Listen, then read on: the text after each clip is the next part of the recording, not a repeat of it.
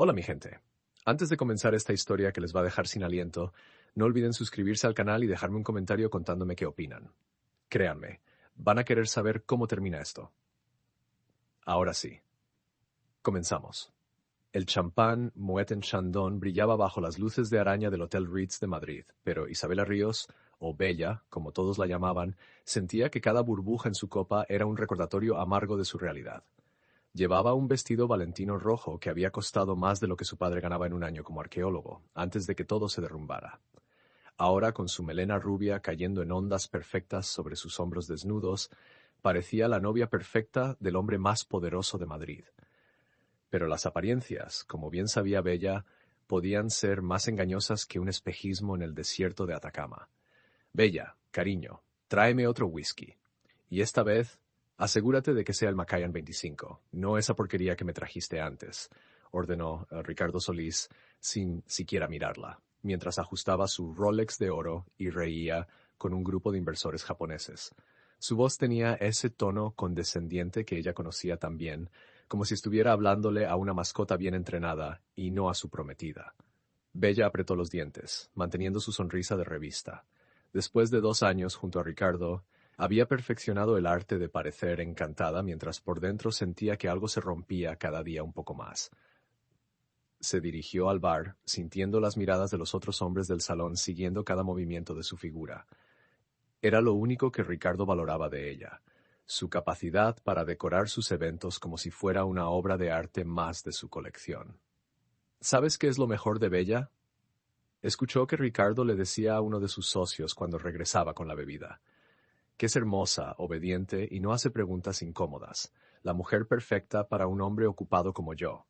Además, con ese aspecto, los clientes siempre están de mejor humor en las reuniones. Las risas masculinas resonaron en el salón. Bella dejó el vaso en la mesa con más fuerza de la necesaria, el hielo tintineando como campanillas de advertencia. Ricardo ni siquiera lo notó. ¿Alguna vez han sentido que son invisibles incluso cuando todos los ojos están sobre ustedes? Esa era la paradoja de la vida de Bella, visible como objeto, invisible como persona.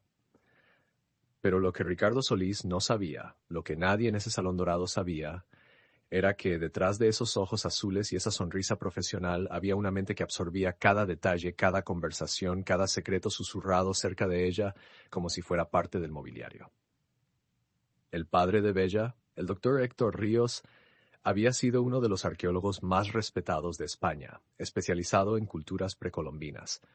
Durante años había trabajado en excavaciones en Perú, estudiando los sistemas de comunicación incas, particularmente los quipus, esos fascinantes dispositivos de cuerdas y nudos que servían como registros y códigos.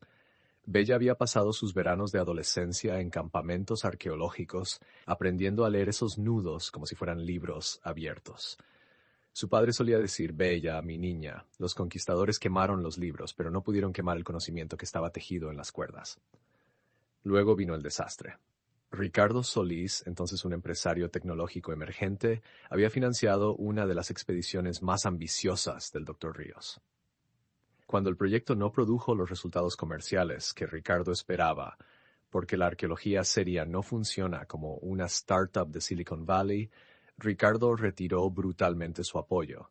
Demandó al Dr. Ríos por incumplimiento de contrato con cláusulas leoninas que ningún académico podría cumplir y se aseguró de que la reputación del arqueólogo quedara destruida en los círculos académicos españoles.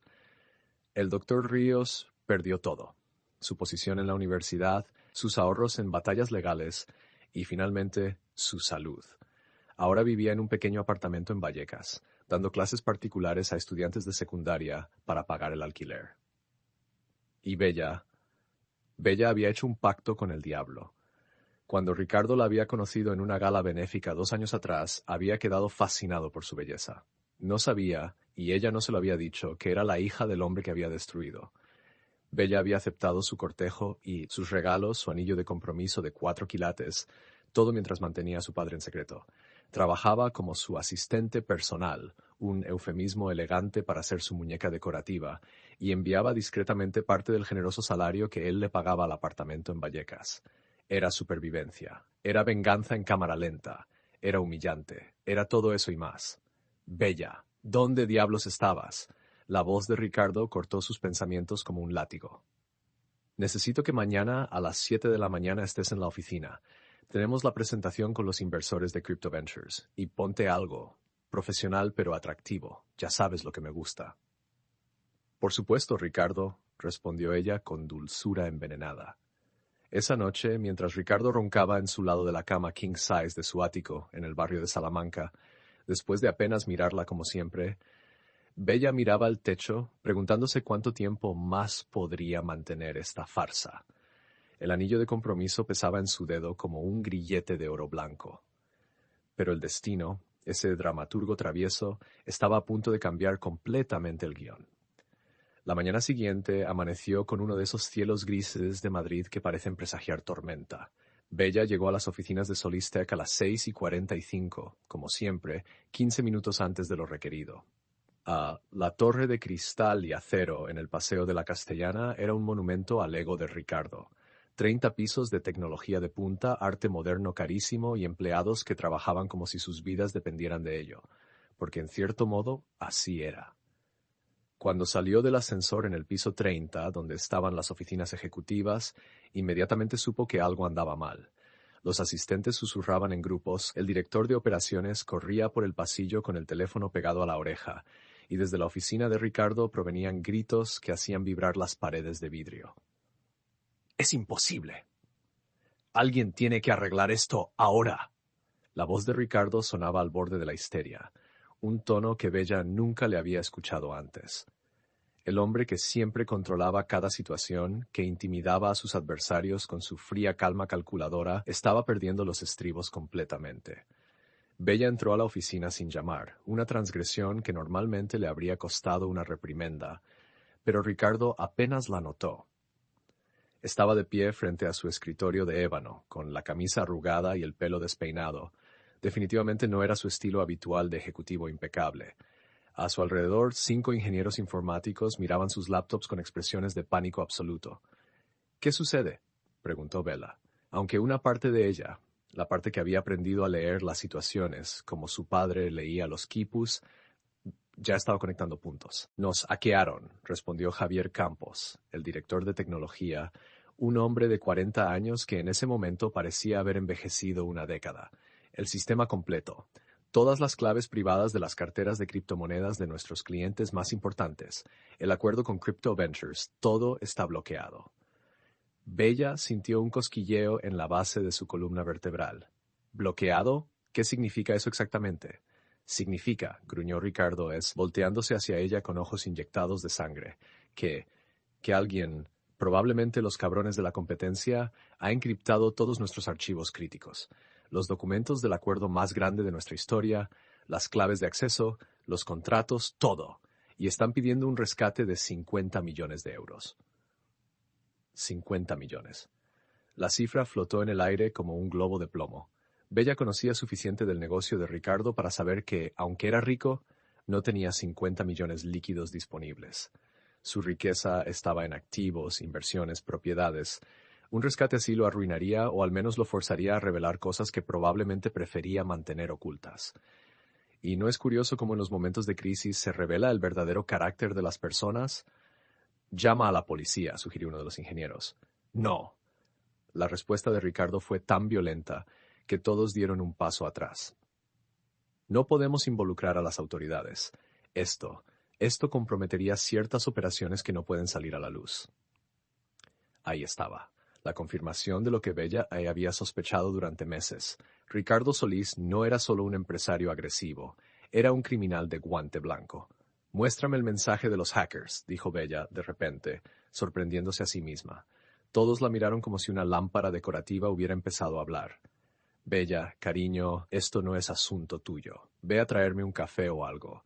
Ricardo hizo un gesto desdeñoso con la mano. Pero Javier, quizás porque estaba desesperado o quizás porque siempre había sido más decente que su jefe, giró su laptop hacia ella.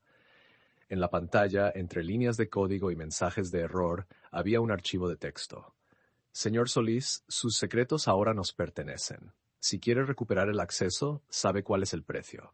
Tiene 72 horas. El código está escrito en el lenguaje de los olvidados, en los nudos que sus antepasados despreciaron. Buena suerte encontrando a alguien que pueda leerlo. los herederos. El corazón de Bella comenzó a latir más rápido. ¿Hay algo más? ¿Alguna imagen? ¿Archivo adjunto? Javier navegó por las carpetas y abrió un archivo. En la pantalla apareció algo que hizo que Bella sintiera que el suelo desaparecía bajo sus pies. La fotografía de un quipu. No era uno cualquiera, sino uno extraordinariamente complejo, con múltiples cuerdas colgantes de diferentes colores, rojas, azules, amarillas, blancas, negras, cada una con secuencias de nudos en posiciones específicas. «¿Es solo una imagen de cuerdas con nudos?», dijo Ricardo con frustración. «¿Qué mierda significa esto?». Bella se acercó más a la pantalla, su mente ya trabajando, descifrando. Los nudos estaban organizados en un patrón que reconoció inmediatamente. Era un quipu numérico mixto, pero también contenía elementos de los raros quipus narrativos que su padre había estudiado durante años. Las proporciones de los nudos, los espacios entre ellos, los colores. Era un sistema de encriptación híbrido que combinaba matemática inca con programación moderna. Era brillante. Era casi imposible de descifrar sin conocimiento especializado. Y Bella, gracias a incontables noches en campamentos arqueológicos peruanos, gracias a su padre enseñándole pacientemente cada variación, cada dialecto de ese lenguaje de cuerdas, Bella podía leerlo. ¿Deberían decirle a Ricardo? La pregunta revoloteó en su mente apenas un segundo. Esta era su oportunidad, la oportunidad que había estado esperando sin saberlo durante 2 años de humillaciones. «No puedo ayudarlos», dijo finalmente, su voz cuidadosamente modulada para sonar ignorante. «Esto está muy por encima de mi cabeza». Ricardo ni siquiera respondió. Ya estaba gritándole a Javier que contactara a todos los expertos en criptografía de Europa. Bella salió de la oficina silenciosamente, como siempre lo hacía, invisible de nuevo. Pero esta vez la invisibilidad era su superpoder. De vuelta en su pequeño escritorio, sí, ni siquiera tenía oficina propia, solo un escritorio en el área de asistentes, Bella sacó su teléfono personal y tomó fotos discretas del quipu desde la pantalla de Javier que había dejado abierta en su escritorio contiguo. Luego, con manos que apenas temblaban, comenzó a transcribir los nudos en un cuaderno. El sistema era intrincado. Los hackers, quienquiera que fueran, los herederos, habían usado la estructura base del quipu como llave para un algoritmo de encriptación moderno. Cada nudo representaba no solo un número en el sistema decimal tradicional del quipu, sino también una variable en una ecuación compleja. Los colores de las cuerdas indicaban diferentes niveles de encriptación. Era como si hubieran tejido un acertijo precolombino en el código binario del siglo XXI. A Bella le tomó 3 horas de trabajo concentrado, mientras fingía revisar emails y organizar la agenda de Ricardo, descifrar la primera capa. El quipu contenía coordenadas. No coordenadas geográficas, sino coordenadas dentro del sistema de archivos de Solistec. Era un mapa que señalaba exactamente dónde estaban guardados los documentos más sensibles de la compañía. Pero ¿por qué los hackers querrían que Ricardo encontrara esos documentos? A menos que el verdadero mensaje no fuera para Ricardo, sino para alguien más, para alguien que pudiera leer el quipu. La revelación golpeó a Bella como un trueno. Los herederos sabían de ella, o al menos sabían de su padre. Esto no era un hackeo común. Era un mensaje dirigido específicamente a alguien con conocimiento de culturas precolombinas. Mientras el día avanzaba y el pánico en Solistec se intensificaba, Ricardo había traído a 4 equipos diferentes de expertos en ciberseguridad, ninguno de los cuales podía hacer nada con el quipu. Bella continuó su trabajo en secreto. Descifró la segunda capa, una serie de instrucciones que llevaban a un servidor oculto dentro de la red de la compañía. Para acceder necesitaba las credenciales de administrador de Ricardo, que como buena asistente ejemplar, conocía de memoria porque él le había hecho anotarlas en una libreta por si alguna vez las necesitaba urgentemente. Ricardo Solís, tan brillante en los negocios, tan estúpido en su arrogancia. A las 9 de la noche, cuando la mayoría de los empleados ya se habían ido, y solo quedaban Ricardo y su círculo cercano encerrados en sala de crisis tras sala de crisis, Bella se quedó en su escritorio. Le dijo a Ricardo que terminaría de organizar unos archivos y que se iría después. Él apenas gruñó una respuesta, demasiado consumido por su desastre inminente. Cuando finalmente el piso ejecutivo quedó vacío, excepto por los guardias de seguridad que hacían sus rondas en otros pisos, Bella accedió al sistema con las credenciales de Ricardo. Sus dedos volaban sobre el teclado, siguiendo las instrucciones cifradas en el quipu como si fueran un mapa del tesoro. Y entonces lo encontró. El servidor oculto se llamaba el Mapa de Oro, un nombre que en otro contexto habría sido romántico, pero que aquí olía a corrupción desde lejos. Bella abrió la primera carpeta con el corazón martilleando contra sus costillas. Contratos, transferencias bancarias, sociedades offshore en Panamá y las Islas Caimán. Y fotos, muchas fotos. Ricardo con una mujer que definitivamente no era Bella. Una morena voluptuosa de unos 30 años besándolo en lo que parecía ser una playa privada del Caribe. Ricardo firmando documentos con hombres de aspecto claramente criminal. Ricardo en una mina y Bella reconoció el paisaje colombiano por los viajes que había hecho con su padre años atrás. Pero lo que realmente hizo que se le cortara la respiración fue un PDF de un informe financiero. Ricardo había estado desviando fondos de Solistec, fondos de inversores, fondos de clientes, hacia operaciones mineras ilegales en Colombia. Minas de oro operadas con trabajo prácticamente esclavo, sin permisos ambientales, controladas por grupos paramilitares. Y el beneficiario final de todas esas empresas fantasma era una mujer llamada Camila Restrepo, la amante, la verdadera dueña del corazón de Ricardo, si es que tenía uno. Bella había sido una pantalla, una fachada respetable, una muñeca rubia para mostrarle al mundo mientras él construía su imperio criminal con su verdadero amor en las sombras. La furia que sintió fue tan intensa que tuvo que apoyarse en el escritorio para no caer. 2 años. 2 años de humillaciones, de ser tratada como un mueble bonito, de traicionar la memoria de su padre al estar con el hombre que lo destruyó. ¿Y todo para qué? ¿Para ser la idiota que ni siquiera era la verdadera pareja de Ricardo? ¿Alguna vez han sentido que su vida entera ha sido una mentira dentro de otra mentira? Bella estaba viviendo esa experiencia en tiempo real, y el dolor era tan agudo que casi era físico. Pero el dolor rápidamente se transformó en algo útil, determinación. Bella comenzó a descargar archivos, todos los archivos, contratos, transferencias, correos electrónicos, fotos, videos. El servidor, el mapa de oro, era exactamente eso, un mapa completo de todos los crímenes de Ricardo Solís. Los herederos lo habían encontrado y lo habían bloqueado, probablemente para chantajear a Ricardo, pero ahora Bella tenía una copia. Trabajó durante horas, copiando meticulosamente cada documento en varios USB encriptados. Afuera Madrid dormía, ajena al drama que se desarrollaba en el piso 30 de esa torre de cristal. Cuando terminó, ya eran las 3 de la mañana. Bella guardó los USB en su bolso, limpió el historial de su actividad en el sistema. Su padre le había enseñado también algunas cosas sobre informática básica y se preparó para irse. Pero antes hizo una cosa más.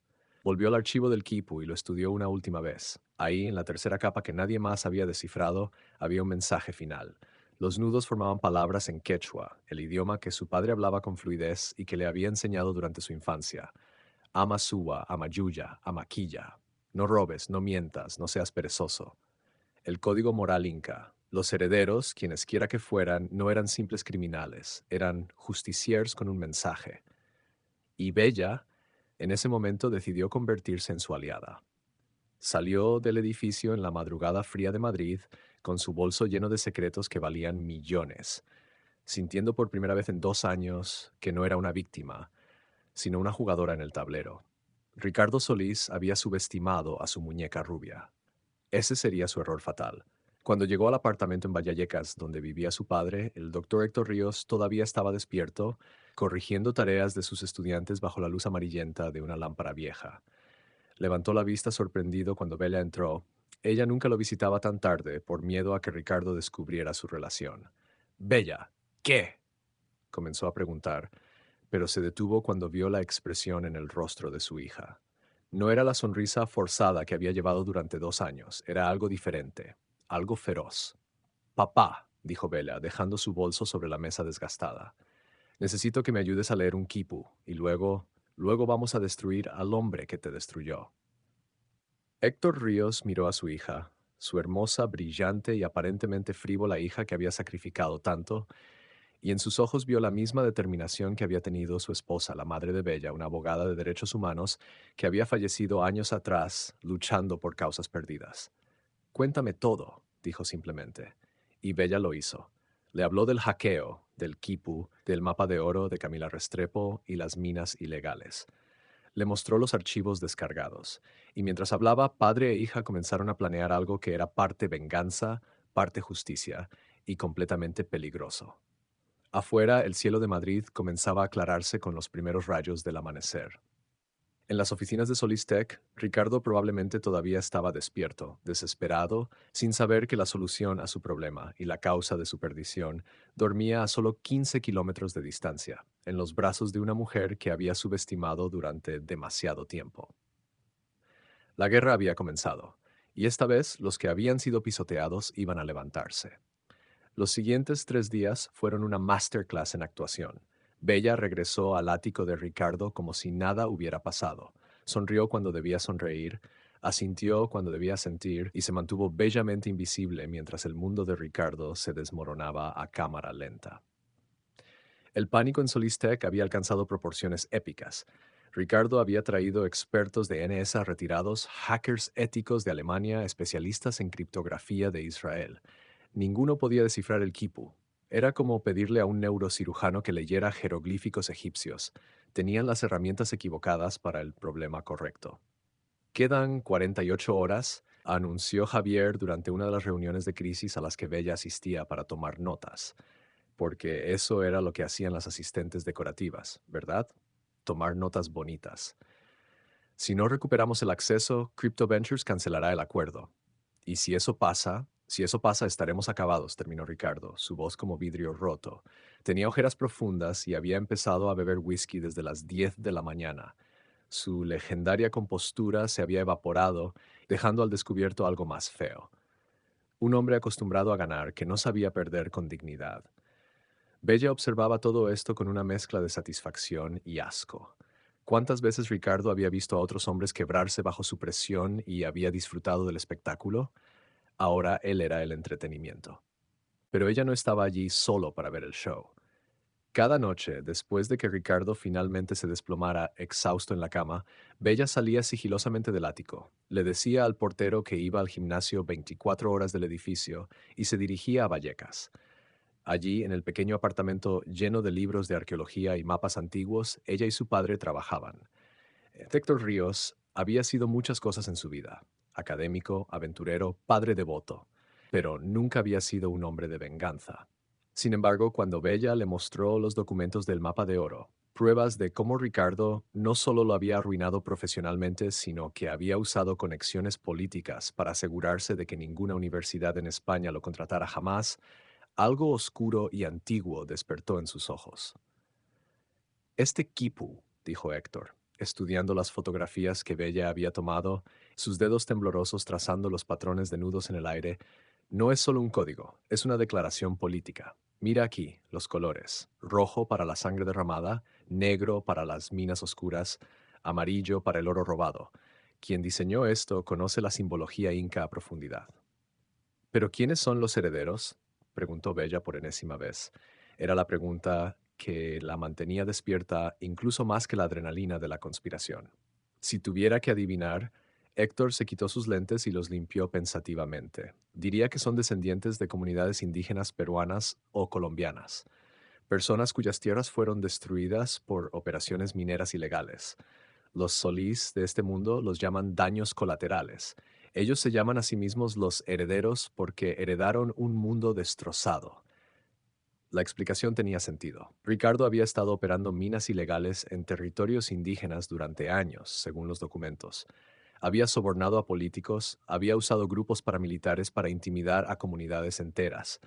Y ahora esas comunidades estaban devolviendo el golpe usando las armas de sus ancestros. Era poético, era terrorífico, era justo. Papá, dijo Bella suavemente, tocando la mano arrugada de su padre, necesito que me ayudes a terminar de descifrar el quipu, pero también necesito que me digas, ¿estás seguro de que quieres hacer esto? Am, Cuando terminemos, Ricardo no solo perderá su empresa, perderá todo. Irá a prisión. Y yo seré la mujer que lo traicionó.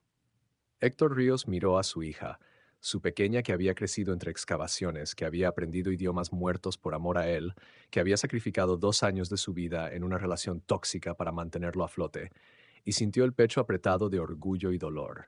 Bella, mi niña, dijo finalmente, traición es lo que Ricardo nos hizo. Lo que tú vas a hacer se llama justicia, y si alguien merece servirla, eres tú. Esa noche trabajaron hasta el amanecer. El Kipu tenía 5 capas de encriptación, cada una más compleja que la anterior. La primera capa, que Bella ya había descifrado, era solo el mapa hacia el mapa de oro. La segunda capa contenía las contraseñas para desbloquear el sistema, contraseñas que los herederos obviamente no iban a compartir con Ricardo. La tercera capa era una lista de todos los crímenes de Ricardo, meticulosamente documentados. La cuarta capa contenía nombres, políticos corruptos, oficiales militares, jueces comprados. Pero la quinta capa era la verdadera bomba. No puede ser, susurró Héctor cuando finalmente descifraron los últimos nudos. Sus manos temblaban tanto que casi no podía sostener el papel donde había escrito la traducción. Bella. Esto es, esto es evidencia de genocidio corporativo. Los documentos de la quinta capa mostraban algo que iba más allá de minas ilegales. Ricardo, junto con sus socios en el crimen, había estado sistemáticamente envenenando fuentes de agua en comunidades indígenas para forzarlas a abandonar sus tierras. Había financiado grupos paramilitares que habían asesinado a líderes comunitarios. Había sobornado a médicos para que certificaran que las enfermedades causadas por el envenenamiento eran naturales. Era genocidio. Lento, calculado y completamente documentado en archivos que Ricardo pensaba que estaban seguros en su servidor secreto. Bella sintió que iba a vomitar. Sabía que Ricardo era un bastardo, pero esto era otra escala de maldad.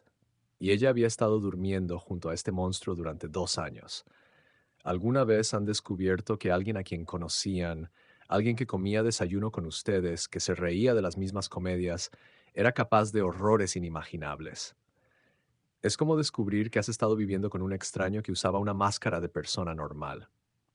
Tenemos que hacerlo público, dijo Bella con voz firme, aunque por dentro sentía que se estaba quebrando. Todo. No solo lo financiero, todo el genocidio, los asesinatos, todo. Pero Bella, Héctor parecía preocupado, si haces eso, Ricardo sabrá que fuiste tú. Te convertirás en su enemiga. Un hombre así, con esas conexiones. Papá, Bella lo interrumpió con una sonrisa triste. Ya soy su enemiga, solo que él no lo sabe todavía. El plan que diseñaron esa noche fue intrincado. No podían simplemente entregar los archivos a la policía. Ricardo tenía demasiados contactos en las fuerzas del orden. Necesitaban algo más público, más impactante. Necesitaban que la historia fuera tan grande que nadie pudiera enterrarla. Y Bella sabía exactamente cómo hacerlo. Al día siguiente, faltando solo 24 horas para el ultimátum de los herederos, Bella entró a la oficina de Ricardo con su mejor actuación hasta la fecha. Llevaba un vestido azul conservador, el pelo recogido en un moño profesional y una expresión de emoción contenida. Ricardo, dijo con voz suave, casi tímida, ¿puedo hablar contigo un momento? Ricardo levantó la vista de su cuarta taza de café de la mañana. Se veía como un cadáver andante. Bella, ahora no es momento para... Creo que puedo ayudarte con el problema del código, soltó de repente. El silencio que siguió fue absoluto. Hasta Javier, que estaba al otro lado de la habitación, dejó de teclear en su laptop. Ricardo la miró como si le hubiera crecido una segunda cabeza. ¿Qué dijiste? Bella respiró profundo, canalizando todos los años de hacer teatro en la universidad, antes de que Ricardo destruyera a su padre y ella tuviera que abandonar sus estudios para trabajar. El código. Esas cuerdas con nudos. Creo que, creo que puedo leerlas. Bella, cariño. La voz de Ricardo era peligrosamente suave. Esto no es momento para jugar. Estoy a punto de perder 400 millones de euros. Si esto es una broma. No es una broma. Bella mantuvo su voz firme. Estudié arqueología durante 2 años en la universidad. Antes de dejarlo, me especialicé en culturas precolombinas. Esas cuerdas son quipus, son un sistema de registro inca, y yo sé cómo leerlos. Podía ver los engranajes girando en la cabeza de Ricardo. Nunca le había preguntado sobre su vida antes de conocerla, sobre su educación, sobre nada que no fuera su aspecto físico. Para él, su historia había comenzado el día que la vio en esa gala. Ahora estaba procesando que su muñeca decorativa tenía un cerebro que nunca se había molestado en descubrir. Javier ordenó Ricardo sin quitarle los ojos de encima a Bella. Trae la imagen del quipu. Ahora. Cuando la imagen apareció en la pantalla grande de la oficina, Bella se acercó con fingida vacilación. En realidad había memorizado cada nudo, cada color, cada espacio, pero necesitaba que Ricardo creyera que estaba descubrándolo en tiempo real. Esto es complejo, dijo lentamente señalando las cuerdas. Es un quipu numérico mixto. Estos nudos aquí, tocó la pantalla, representan números en base decimal, pero estos otros, señaló una sección diferente, son narrativos. Cuentan una historia. ¿Qué historia? La voz de Ricardo temblaba entre esperanza y desesperación. Bella hizo una pausa dramática. La historia de cómo recuperar tu sistema. Pero necesito tiempo y silencio. Esto no es algo que se pueda descifrar en 5 minutos. Ricardo asintió frenéticamente. Lo que necesites. Lo que sea. Javier, dale una oficina, la sala de juntas, instala ahí todo lo que necesite.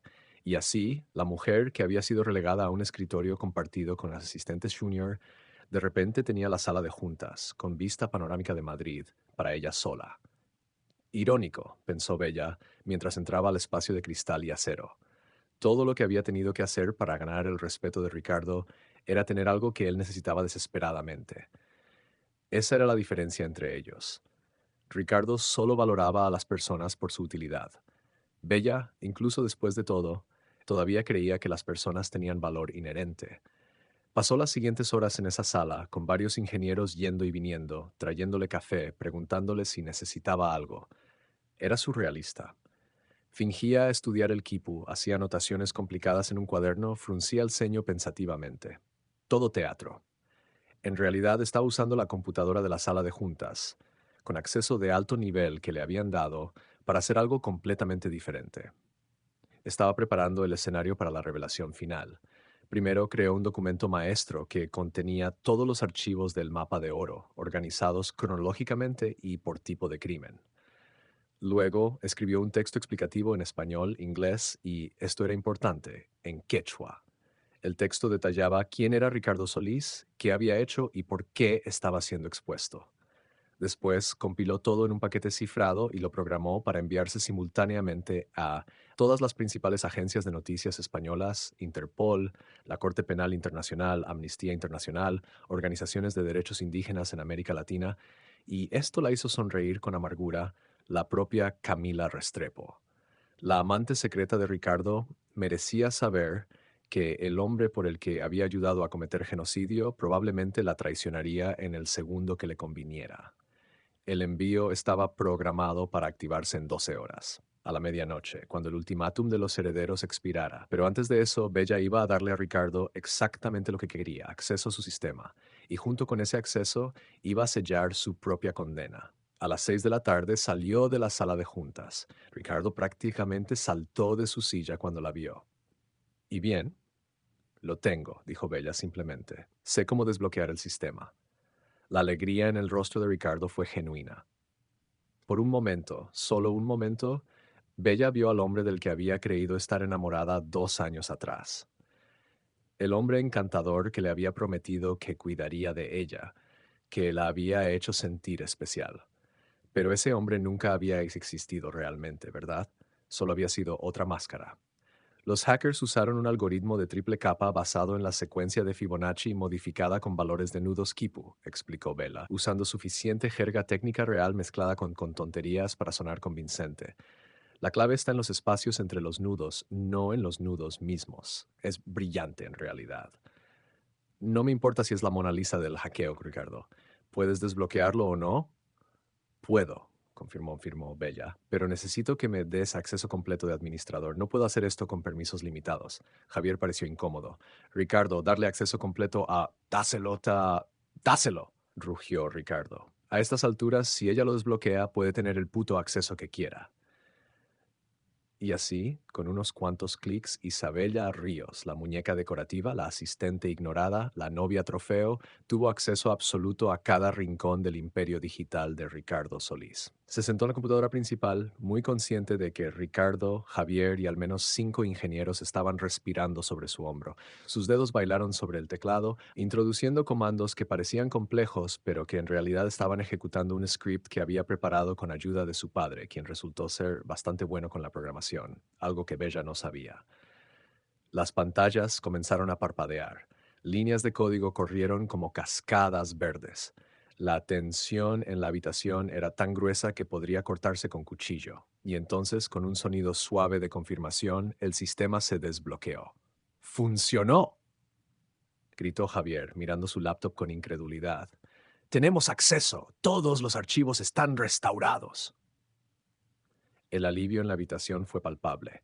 Ricardo se dejó caer en su silla, llevándose las manos a la cara. Los ingenieros comenzaron a aplaudir. Alguien abrió una botella de champán que había estado esperando en hielo para este momento, y Bella, en medio del caos celebratorio, cerró silenciosamente una última ventana en su pantalla.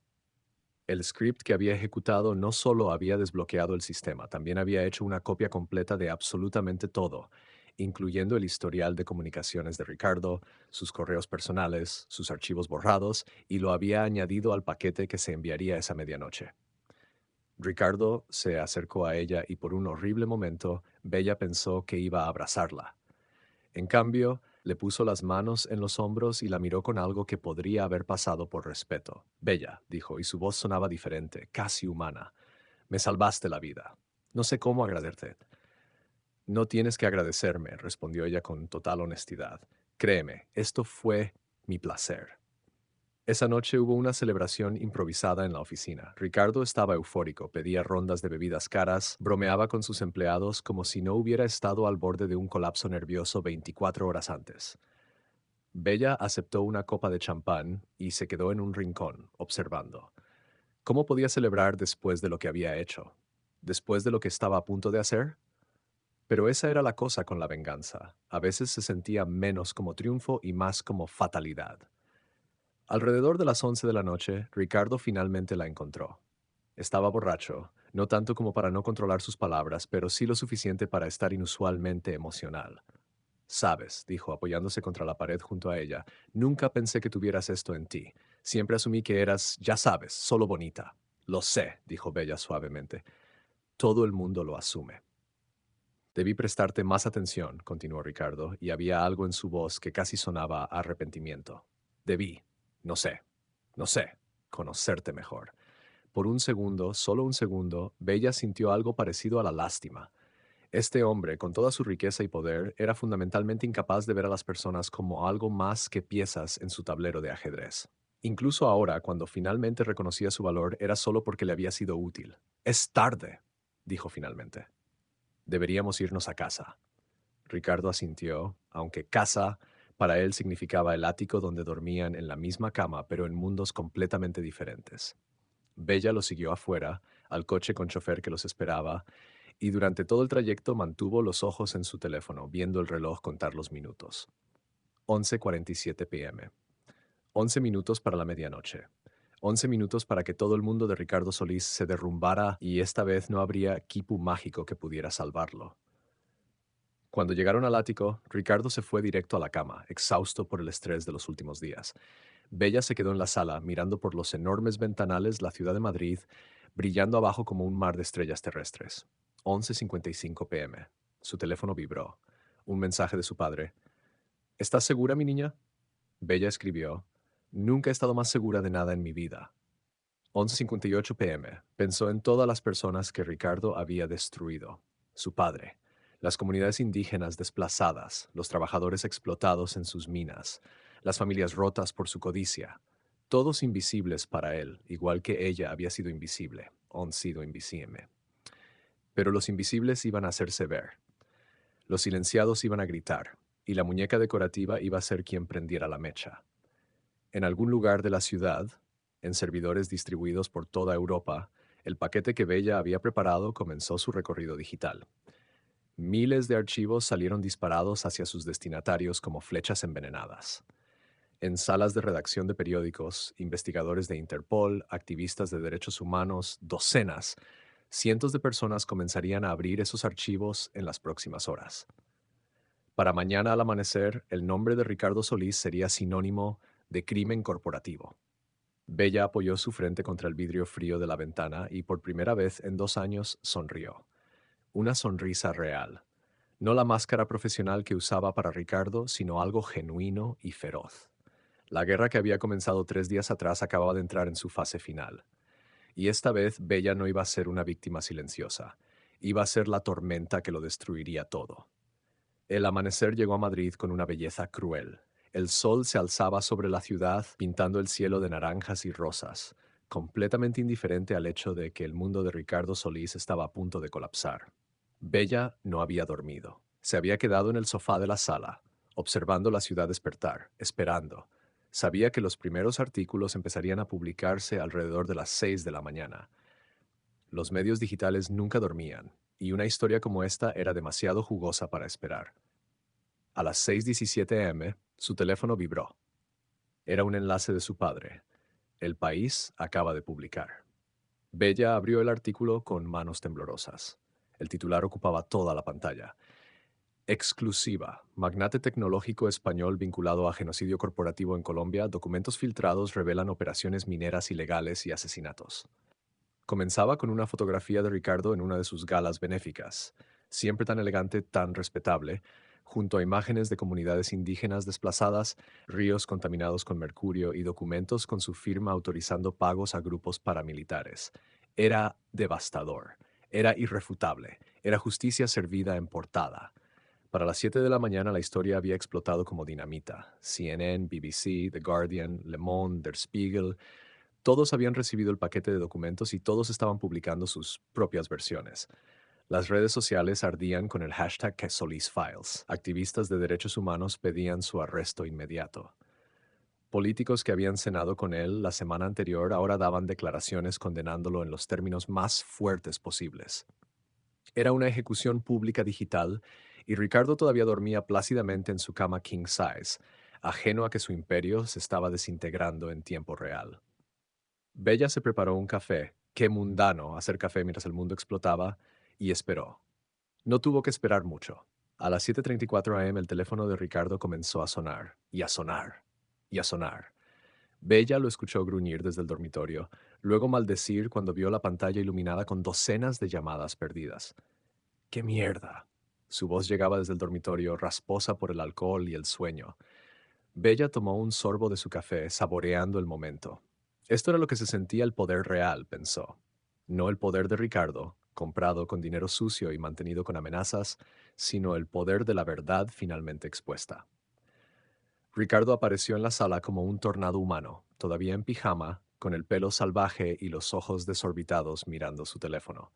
Bella, enciende la televisión. Ahora.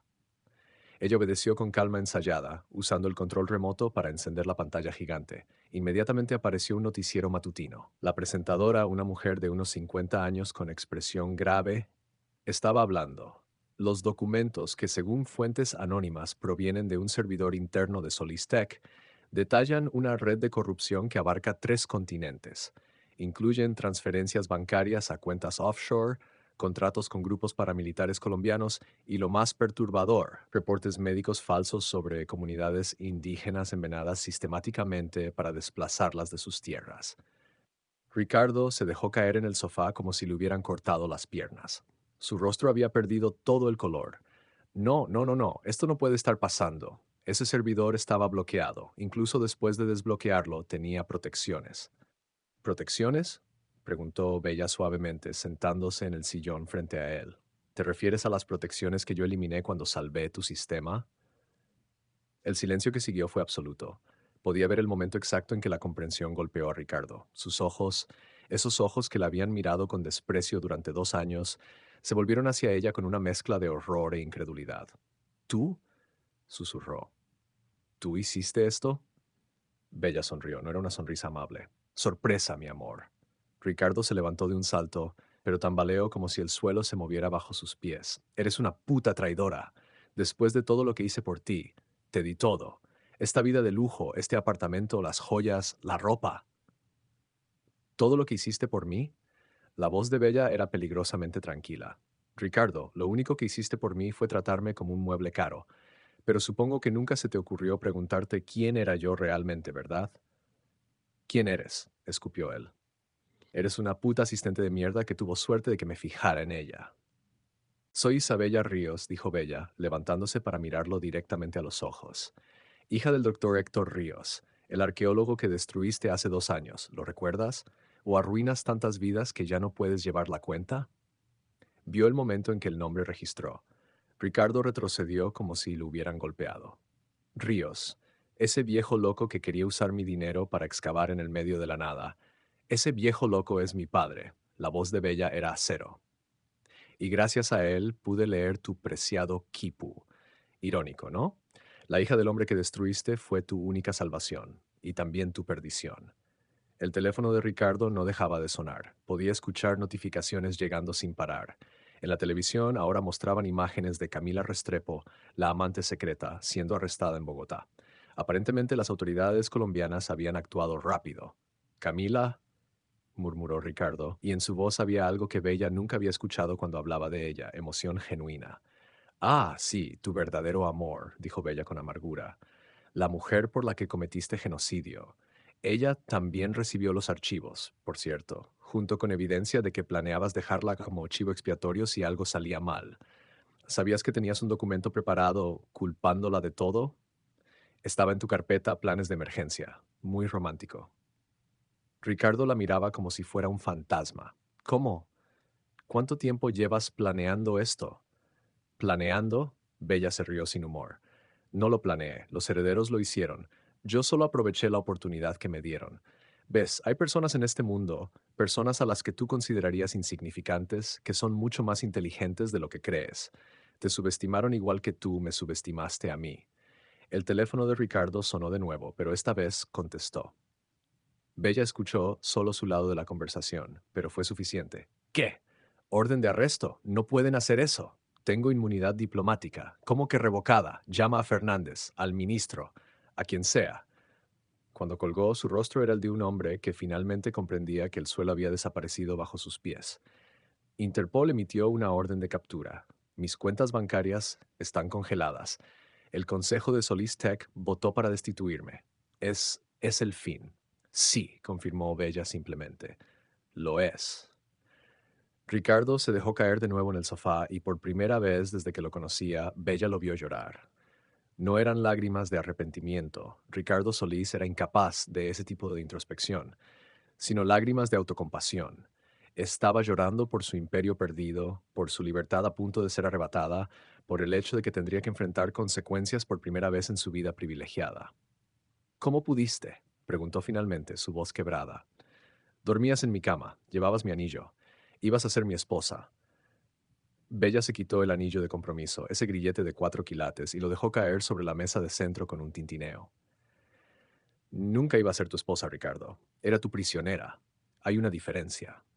Se levantó, recogiendo su bolso, el mismo bolso que había llevado esa noche crítica hace 3 días, cargado de secretos que cambiarían todo. Me voy. Los abogados se pondrán en contacto contigo sobre mis cosas, aunque sospecho que pronto tendrás problemas más grandes que decidir quién se queda con los muebles. No puedes simplemente irte, gritó Ricardo, tratando de levantarse pero tropezando sobre sus propios pies. Eres cómplice. Accediste a mi sistema. Te arrestarán también. Bella se detuvo en la puerta, volteándose con una sonrisa. ¿Yo? Yo solo soy la novia tonta que salvó a su prometido de un hackeo. Una Instagram model, ¿recuerdas? Una decoración. ¿Cómo podría una simple chica bonita orquestar algo tan complejo? No, Ricardo, esto fue Los Herederos. Yo solo hice lo que me pediste, desbloqueé tu sistema. La belleza de su defensa era perfecta. Ricardo mismo había sido quien la había subestimado públicamente durante 2 años. Cada vez que la había llamado solo bonita, cada vez que había insinuado que no tenía cerebro, había estado construyendo la coartada perfecta de Bella. Nadie creería que la muñeca decorativa de Ricardo Solís podría haber planeado su caída. Te odio, susurró Ricardo, y en sus ojos había un odio tan puro que Bella casi sintió miedo. Casi. Lo sé, respondió ella. Pero la diferencia entre tu odio y el mío es que el mío tenía razón. Salió del ático por última vez, dejando atrás 2 años de humillación, de silencio forzado, de ser invisible, incluso cuando todos la miraban. En el vestíbulo, el portero, que siempre había sido amable con ella de una manera que Ricardo nunca fue, la miró con algo parecido a la comprensión. ¿Se va, señorita Ríos? Preguntó. Nunca la había llamado señora Solís, aunque había un anillo en su dedo. Quizás él también había visto lo que era realmente. Sí, Miguel, sonrió. Me voy a casa. Afuera, Madrid hervía con la noticia. En su teléfono, las notificaciones no paraban. Los medios trataban de contactarla, pero Bella había apagado todos sus números asociados con Ricardo. Solo mantenía activo su teléfono personal, el que Ricardo nunca se había molestado en pedirle. Tomó un taxi hacia Vallecas. Durante el trayecto leyó más artículos. La historia estaba en todas partes. Algunos medios ya estaban conectando los puntos sobre los herederos. Aparentemente eran una coalición de comunidades indígenas afectadas por la minería ilegal junto con hackers activistas que habían decidido tomar justicia por su propia mano. Ya había movimientos en redes sociales apoyándolos. Los hashtags Los Herederos era trending mundial. Personas de todo el planeta estaban compartiendo historias de corporaciones que habían destruido comunidades indígenas. Ricardo Solís se había convertido en el símbolo de todo lo que estaba mal con el capitalismo depredador. ¿No es fascinante cómo una persona puede pasar de ser intocable a ser el villano más odiado del mundo en cuestión de horas? La caída de los poderosos siempre es más espectacular que su ascenso. Cuando Bella llegó al apartamento en Vallecas, su padre la esperaba en la puerta. Se veía más joven de lo que lo había visto en años, como si un peso invisible hubiera sido levantado de sus hombros. Cuando la abrazó, Bella finalmente se permitió llorar, no de tristeza, sino de alivio. Lo hiciste, mi niña, susurró Héctor, acariciando su cabello como cuando era pequeña. Lo hiciste. Lo hicimos, corrigió Bella. Juntos. Pasaron el resto del día encerrados, viendo las noticias mientras el caso contra Ricardo se expandía como un incendio forestal. A las 2 de la tarde lo arrestaron en su ático. Las imágenes de Ricardo Solís, siempre tan impecable, tan poderoso, siendo esposado y llevado por la policía, dieron la vuelta al mundo en minutos. A las 4 de la tarde, 3 universidades diferentes se habían acercado al doctor Héctor Ríos ofreciéndole posiciones. Aparentemente, en los documentos filtrados había evidencia de cómo Ricardo ha usado influencias para sabotear la carrera del arqueólogo. Ahora todos querían hacer las paces. Desde allá arriba había sido una prisionera en una jaula dorada. Desde aquí era libre. Su teléfono vibró con un mensaje de una de las mujeres de las herederas. Acabo de dejar a mi esposo. Tenías razón. Soy más fuerte de lo que pensaba. Gracias por mostrarme el camino. Bella sonrió y respondió con palabras de aliento. Esta era su vida ahora, no perfecta. Todavía había días difíciles, todavía tenía pesadillas ocasionales sobre Ricardo, todavía luchaba con las cicatrices emocionales de esos 2 años, pero era real, era suya, y estaba ayudando a otros a encontrar su propia fuerza. Meses más tarde, en una conferencia sobre derechos humanos en Lima, Perú, Bella conoció a alguien inesperado, un hombre joven, ingeniero informático, que se acercó durante el cóctel después de su presentación. Señorita Ríos, dijo con acento andino, no debería presentarme, pero siento que debería. Fui parte de los herederos. Bella se tensó, mirando alrededor instintivamente. ¿Aquí? ¿Ahora? Él sonrió. No se preocupe. Mi parte en todo aquello fue menor, pero quería que supiera lo que hizo, el valor que mostró, inspiró a muchos. Hay otros como Ricardo por ahí, pero ahora hay también más personas como usted, personas que no se quedan calladas. ¿Por qué arriesgarse a decirme esto? Preguntó Bella. Porque, dijo el hombre, todos necesitamos saber que nuestras acciones importan, que cuando hacemos lo correcto, incluso cuando es difícil, hay alguien que lo ve, alguien que continúa la lucha. Se marchó tan rápido como había llegado, desapareciendo entre la multitud. Bella nunca supo su nombre, nunca volvió a verlo, pero sus palabras resonaron. 5 años después del colapso de Ricardo Solís, Isabella Ríos era una figura reconocida en el movimiento de derechos humanos. Las herederas. Había ayudado a más de 1000 mujeres a escapar de situaciones de abuso. El doctor Héctor Ríos había publicado 3 libros sobre culturas precolombinas que se habían convertido en referencias académicas estándar. Y Ricardo estaba en una prisión en Colombia, donde pasaría el resto de sus días productivos. Los reportes decían que había envejecido rápidamente, que su salud se deterioraba. Bella no sentía alegría por eso, pero tampoco compasión. Era simplemente el final natural de una historia que él mismo había escrito. Un día, Bella recibió una carta de la prisión. Era de Ricardo. Por un largo momento consideró tirarla sin abrir, pero la curiosidad venció. La carta era sorprendentemente corta. Bella, probablemente destruirás esta carta sin leerla, pero necesito escribirla. No para pedirte perdón, ambos sabemos que eso sería vacío, sino para decirte que finalmente entiendo. Me quitaste todo, y al hacerlo, me diste algo que nunca tuve, claridad. Viví toda mi vida pensando que el poder venía de controlar a otros, de acumular riqueza, de ser temido. Nunca vi que el verdadero poder viene de ser capaz de mirarte al espejo. Tú tienes ese poder. Yo nunca lo tuve. No espero tu perdón. Solo quería que supieras que no fuiste tú quien me destruyó, fui yo. Tú solo sostuviste el espejo. Error. Bella leyó la carta 2 veces, luego la guardó en un cajón.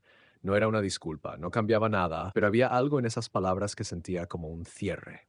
Ricardo Solís había sido un monstruo, sí, pero también había sido un ser humano, capaz de finalmente, demasiado tarde, ver la verdad sobre sí mismo. Esa noche, Bella cenó con su padre en un pequeño restaurante peruano que habían descubierto en Madrid. Comieron ceviche y bebieron pisco sour y hablaron de todo y de nada, de sus proyectos, de los estudiantes de Héctor, de las nuevas mujeres en el programa de las herederas. ¿Sabes qué es lo que más me sorprende de todo esto? Dijo Héctor en algún momento de la cena. ¿Qué? Que de toda esa oscuridad, de mi ruina, de tu sufrimiento, de los crímenes de Ricardo, salió tanta luz, tanta gente ayudada, tanto bien. Bella asintió lentamente. Los incas tenían un concepto para eso, ¿verdad? ¿Yanantín? Exacto, sonrió su padre. La dualidad complementaria. La luz existe porque existe la oscuridad, el bien porque existe el mal. No puedes tener uno sin el otro y a veces, paradójicamente, uno nace del otro. Era una forma poética de verlo, pensó Bella, y tal vez era cierto. Tal vez no habría encontrado su propósito sin pasar por esa prueba.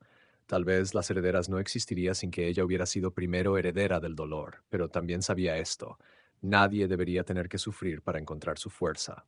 Ese era precisamente el mensaje que trataba de transmitir en su trabajo. No tienes que ser destruida para reconstruirte más fuerte. Puedes ser fuerte desde el principio, si sabes que tienes ese poder dentro de ti.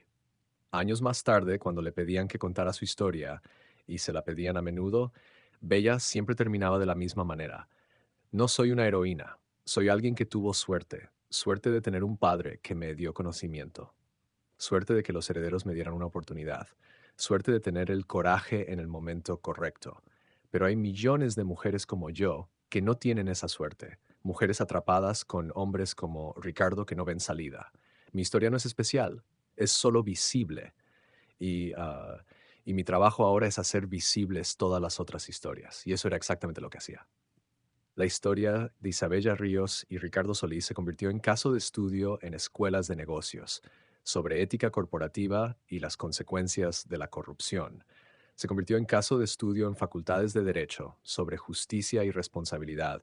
Se convirtió en inspiración para activistas de todo el mundo. Pero para Bella era simplemente su vida, su pasado que había superado, su presente que estaba construyendo, su futuro que era por primera vez completamente suyo. Una década después de aquella noche en que todo comenzó, cuando descifró el quipu y encontró el mapa de oro, Bella estaba dando una charla TED. El escenario estaba iluminado, la audiencia silenciosa, las cámaras grabando para millones que verían después. ¿Qué le dirían? Preguntó. ¿A alguien que se siente invisible? ¿A alguien que siente que no importa, que no tiene poder, que está atrapado? Hizo una pausa, dejando que la pregunta flotara. Yo les diría esto. La invisibilidad puede ser una maldición o puede ser un superpoder. Cuando eres invisible para aquellos que te subestiman, puedes ver cosas que ellos no ven.